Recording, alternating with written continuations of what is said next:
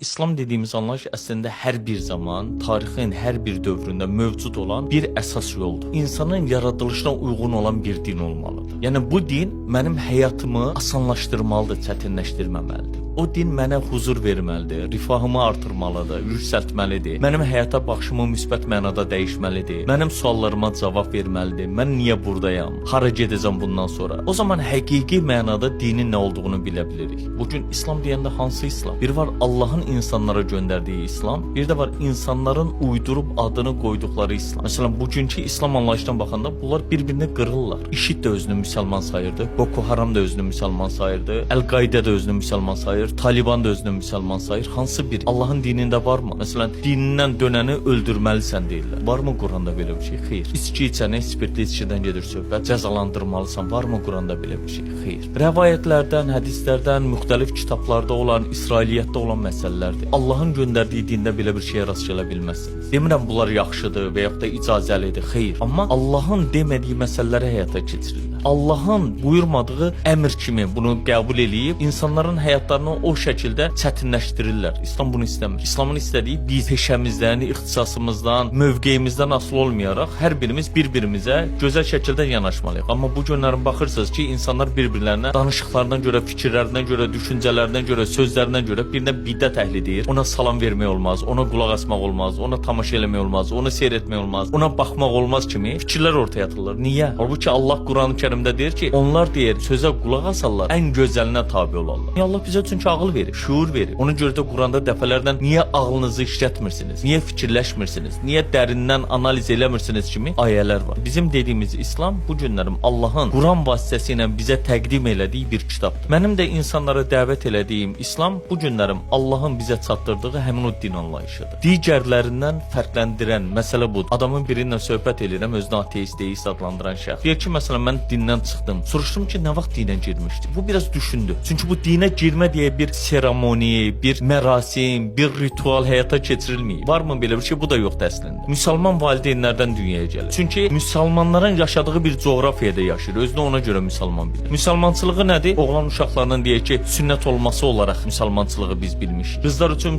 müsəlmançılıq nədir? Bunu düşünməyibdilər. Çünki qızlar heç düşünülə biləcək bir məxluq olaraq qəbul eləməyibdilər. Köçəri quş kimi baxılıb hər bir zaman.